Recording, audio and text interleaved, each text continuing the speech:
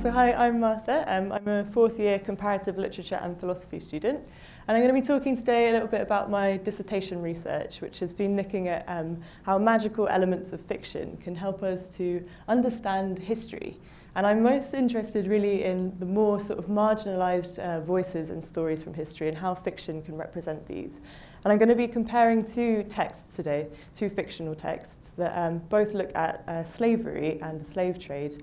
And I'm going to be showing how the one that uses magical elements is a bit more of a unique way of representing history. So you might be thinking, why fiction? Why would you look at fiction to examine history? Surely fiction and history are two pretty distinct things, and fiction surely isn't real, right? Like, fiction happens in books, and as soon as you put your book down, the story ends, and it can't really impact on real life that much. But I have a list of books here, but I'll just let you take a look at a second, and maybe you're going to recognize some of them.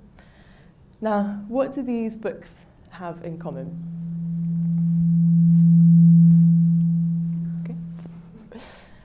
So at some point in history, all of these books have been banned or destroyed in some cases.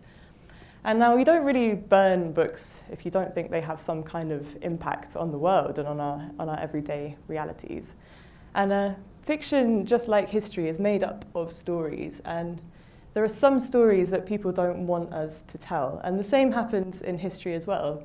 And in 2013, we saw the declassification of various government documents in Britain that showed the extent to which records had been destroyed in the 1960s when Britain left former British colonies. And government officials at the time were given instructions like this, which was to destroy all papers that were going to be interpreted as indicating any racial prejudice, and also to destroy anything that might embarrass Her Majesty's government. And I think this is the kind of attitude that really sort of lingers when we look at our history, and particularly in Britain. It's a kind of embarrassing history in a lot of ways. It's that, you know, we have our colonial past. We have been involved in slavery, and there's a lot of denial still in the UK.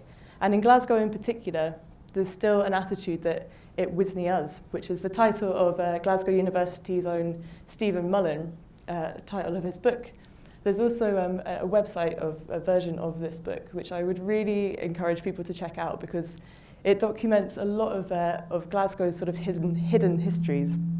Whenever I go over here, I make a noise, so I'm not going to do that. And it looks at how also the university has benefited from the slave trade in history, and you know, as you can see on the picture here, it looks at where certain streets got their names from, certain buildings, which have all been linked at some point to the slave trade. And the reason that I got interested in my research in the first place was I came across these guys in a history book that I was reading about the history of Scotland. And this is a tobacco lord, and these guys were incredibly wealthy merchants in the 1700s, the 1800s, no, the 1700s, sorry, in Glasgow. And they got their wealth off of the back of the slave trade, selling tobacco. And I was quite surprised to find that these guys only got like a really small mention in the book that I was reading. And so I wanted to find out a bit more about them, and so I looked to fiction to try and find out more. And I found this book, and this is a book called The Tobacco Lords. It's a trilogy, actually, and it's a work of historical realism. And historical realism is a literary genre that tries to represent events and history in as realistic a way as possible. And it's an incredibly well-researched book, and especially the parts that document Glasgow life in the 1700s are really, really vivid. It really brings the city to life, and it's a very kind of informative text in that way. However, some of the action also takes place in colonial Virginia, where the tobacco plantations were.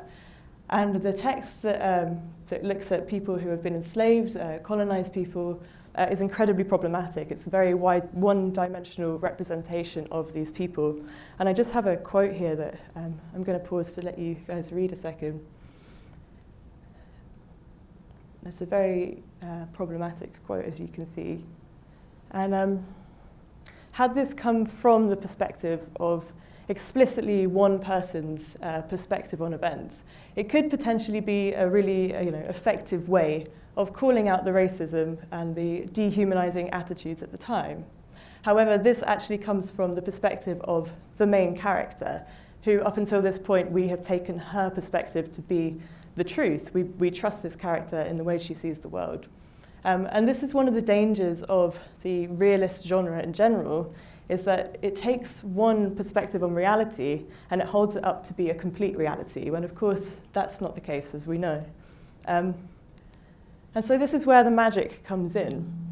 And this is, don't go over there, this is Toni Morrison's Beloved, which is a story that looks at the aftermath of slavery in the American South. And it's a work of magical realism, which is very similar to realism in that it tries to represent reality in a realistic way. It's based in a recognizable world, but it also has magical elements of the story, which are an unquestioned part of the reality, which means that the magic in the story is real. It's allowed to be real.